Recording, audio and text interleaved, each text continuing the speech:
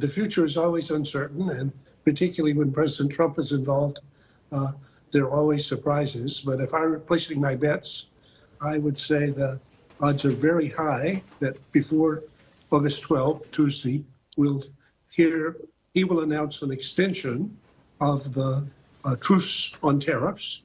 And I suspect he'll say something about his plans for a summit meeting with President Xi, at which he will promise that they're going to make significant progress, not only on trade and tariffs, but also on the export control conflict that's been going on, and even on geopolitics. And I'm betting that summit is going to happen before Thanksgiving, probably just at the end of October on the sidelines of the APEC meeting.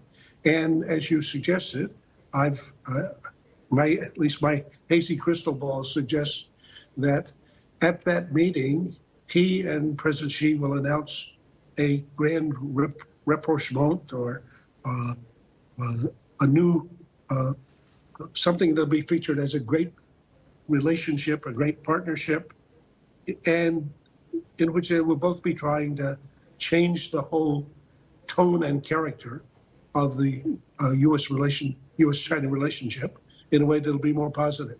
So that's the optimistic scenario. Now, I can, of course, tell you the pessimistic scenario too, but that's the way I'm betting it.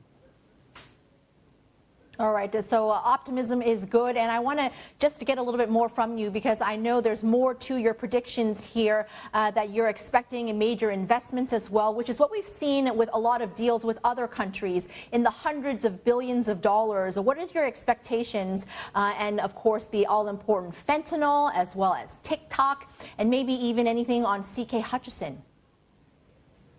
Well, good question. So again, nothing's done till it's done.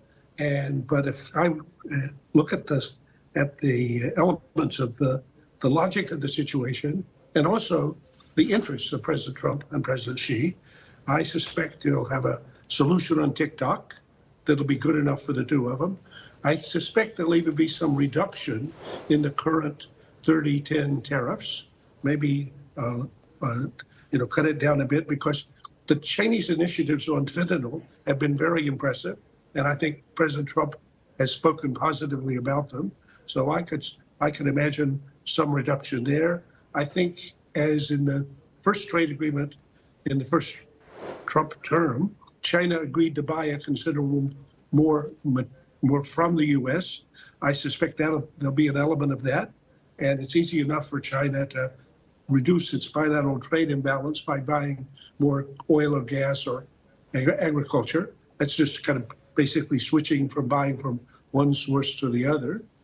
For investments in the U.S., again, I think what most people miss about President Trump is he's not really a China hawk the way most of the American foreign policy establishment is. So I could imagine he's going to welcome some substantial investments in the U.S., like the investment that CATL was trying to make in order to provide batteries for Ford Motor Company. So I can imagine, if I'm stretching my imagination and trying to be as positive as possible, a pretty substantial deal.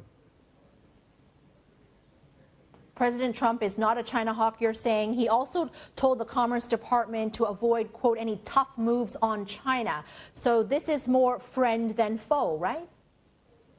That's a good observation. In general, if you ask most of the American foreign policy establishment, you say China, they say foe. If you ask President Trump, he's as likely to say friend. And that may seem strange, but if you go back and look and see what he said during the 24 campaign, in which all other candidates were saying negative things about China, he repeatedly said things like, I respect China. I greatly respect President Xi Jinping. He's brilliant. He said, people tell me I shouldn't say that, but I know him. He's brilliant. So he and Xi have a relationship. And I believe, first, because Trump is focused on making sure he has a strong economy going into the midterm congressional elections. And he thinks that a good relationship with China is essential for that.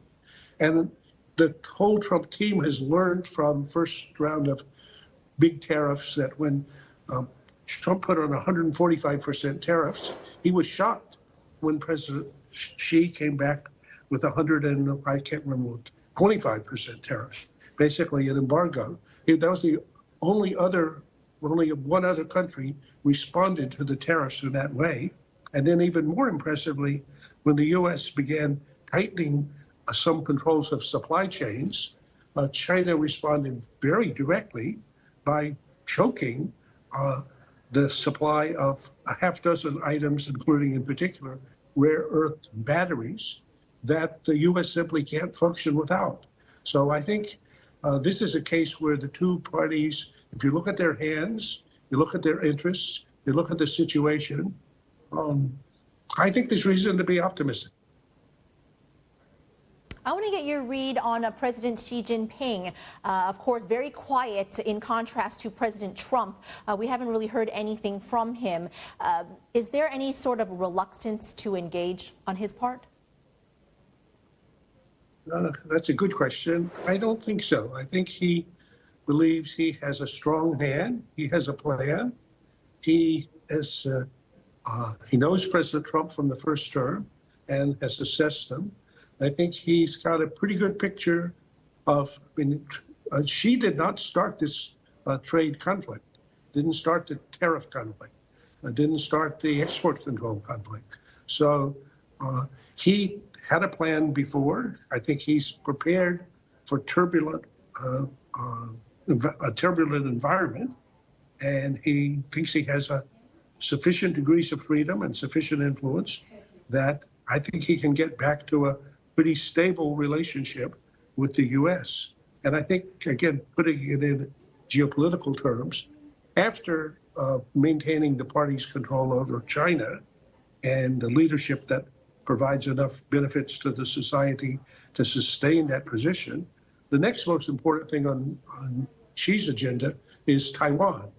And if you look at the facts, again, about what Trump has said and what he thinks, he's likely to be the most accommodating president on Taiwan that any China leader has seen in modern times.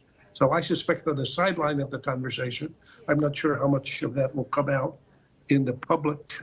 It'll depend, but I'm confident that Xi and Trump will be talking about Taiwan. And if you look at the constraints that the U.S. has exercised lately in preparation for the summit, including denying President Lai of Taiwan the transit rights here, canceling a visit of the defense minister, postponing the delivery of some arms. All of those look to me like signs of what we're likely to see when the summit occurs. Taiwan, as China has indicated, is a red line. It's an internal affair for that of China. And what is your expectation or your take that President Trump has on Taiwan? We really haven't seen any engagement in terms of the economic framework that they had established under the Biden administration. We haven't seen any follow through in that since Trump took office. And then now there is this 20% tariff that has been slapped on the island, although Taiwan says that they are still in negotiations. What's Trump's take on Taiwan? Good question. So the fact that the tariffs were imposed on Taiwan surprised many people, did not surprise me. Whenever President Trump has been asked about Taiwan in the past, he has two or three things that he said. First, as is reported in a number of the memoirs and in the press, when he was president in the first term, there's a big desk in the Oval Office. It's called the Resolute Desk. It's quite huge. And Trump will take a Sharpie and make a dot on a piece of paper in the middle of the desk, and he says, that dot, that's Taiwan. This desk, this is China. Taiwan is 90 miles away from China and is half the way around the world from the U.S. So that's the first thing he says. Secondly, he says, Taiwan stole the semiconductor business from us. That's not quite accurate, But it was true that Intel, as you reported earlier, was the company that built the semiconductor business. And actually, Morris Chan, the person who built TSMC on Taiwan, was studied at MIT and became very interested in these issues when he was here in the U.S. In any case, they built a great company, but that company Trump criticizes more than he compliments. And thirdly, he says, they've been taking advantage of us to require, or for us to provide them a defense shield, and they're not paying anything from it. So it's a little bit like the way he thinks about most of the other allies. He calls them freeloaders or free riders.